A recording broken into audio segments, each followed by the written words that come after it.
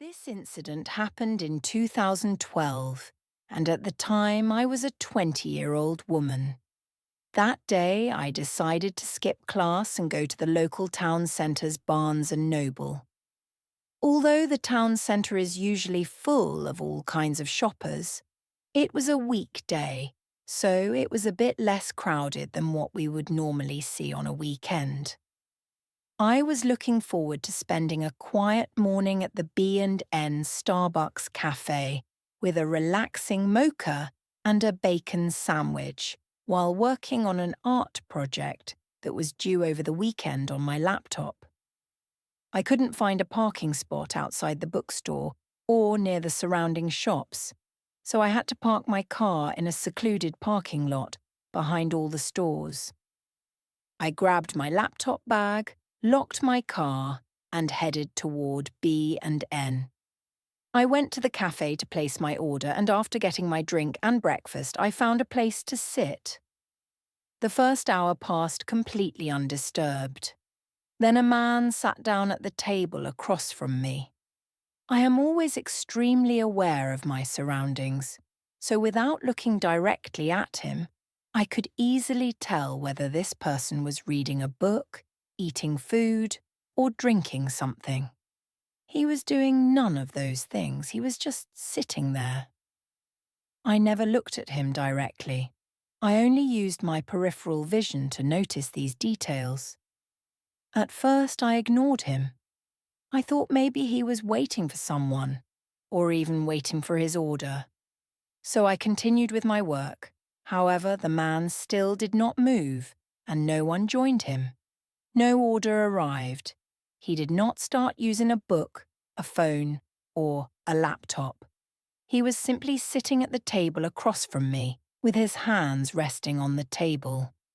I began to feel a creeping suspicion that I was being watched. You know that chilling sensation that crawls up your spine? I felt it, because I could sense that he was looking at me. But why was he looking at me? I didn't want to look up and make eye contact or give him any idea that I wanted to interact with him, but I also wanted to be sure that he was, in fact, the one staring at me.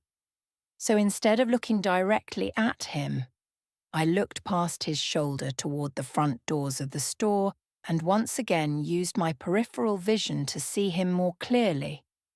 And he wasn't just looking at me. He was staring at me. This wasn't a normal look. There was nothing ordinary about it. It was intensely focused and deliberate, yet slightly vacant. It was the kind of look your cat might have while staring at a bird or a squirrel outside. Predatory. Alarms went off in my head, but I tried to ignore him and return to my work. The man continued to stare at me. He didn't say anything. He never tried to get my attention or ask for it. He just stared. At that point, I couldn't focus anymore. I wanted to leave. I wanted to get as far away from this man as possible, but I knew I couldn't just get up and walk out the door, straight into a very secluded parking lot where cars could easily hide behind. I needed to shake this man. I needed to get out of his line of sight. I also needed to assess how much danger I was actually in. So I closed my laptop and slid it into my backpack. The man across from me still did not move. I zipped up my backpack and as calmly as possible stood up and walked toward the restrooms. But I didn't go inside them. At the last moment, I turned into the book aisles next to the restrooms and ducked behind several shelves, making my way through them. I looked back and saw the man at the end of the aisle. When he realized I saw him watching me, he stumbled and quickly ducked behind another shelf. That was when I was certain I was being followed. Now, in hindsight, it probably would have been safer for me to loudly call him out and draw the attention of everyone in the store to him. Looking back, that may have been what I should have done. But I was young and scared, and I truly just wanted to get away from that man. Also, if he left, how could I know that he wasn't waiting for me somewhere outside?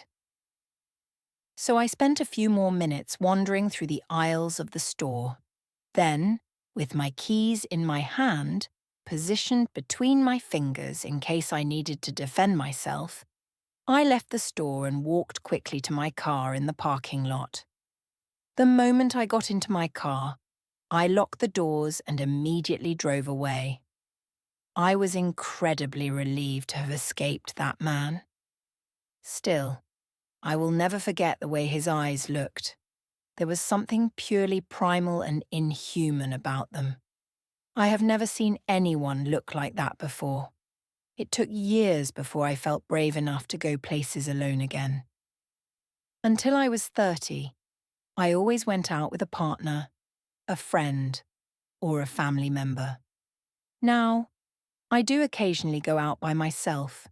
Sometimes you just want to do something that no one you know is interested in, and the fear of what could happen can't stop you. Still, I never leave the house without some form of self-defense tool with me, and when I go out alone, I always try to park in well-lit or crowded areas. I haven't truly had any other problems since.